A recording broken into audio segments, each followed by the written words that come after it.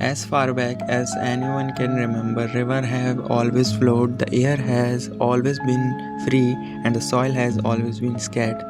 But today's the rivers are black with filth, the air is thick with poison, and soil once was saved now struggle to breathe under mountains of waste.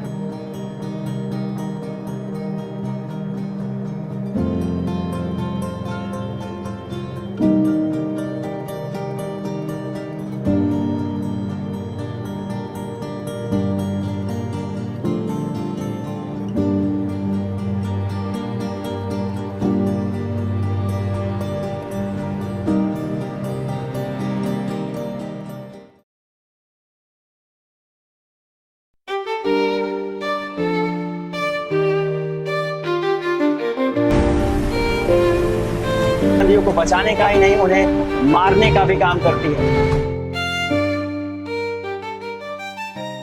Recently, Brian Johnson was in India, and within 3 days, he began to notice the changes. His skin broke out in rashes, his eyes started watering, his throat was irritated. Then he went on a podcast, but he cut the conversation short. He walked out of the podcast, recording midway because of the air. He could not tolerate the room's air quality, he said. Now, it's worth knowing this.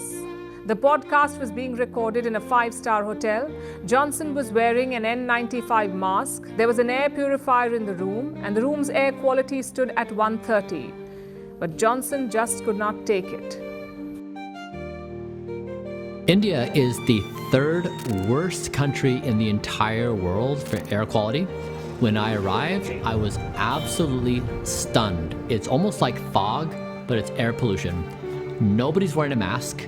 Nobody pays attention. In fact, there are people outside running. They're exercising in this air pollution.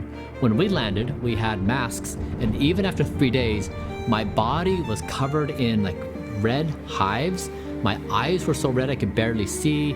It had such an intense effect on my body. In India, poor air quality reduces life expectancy by 3.57 years, whereas cancer only reduces life expectancy by 3 years. So India is better off addressing poor air quality than solving cancer. इसकी वजह से इस area के लोगों को cancer हो रहा है। कैंसर, पेट की जितनी बीमारियां हैं सब इसी से हो रही हैं। जो अंदर पानी जा रहा है वो भी प्रदूषित है। वो पानी हाथ धोने लायक नहीं है। ऐसा पानी जो लोग यहाँ पे गांव के लोकल लोग हैं बोर कर रखा है, वो पानी हाथ धोने लायक नहीं है।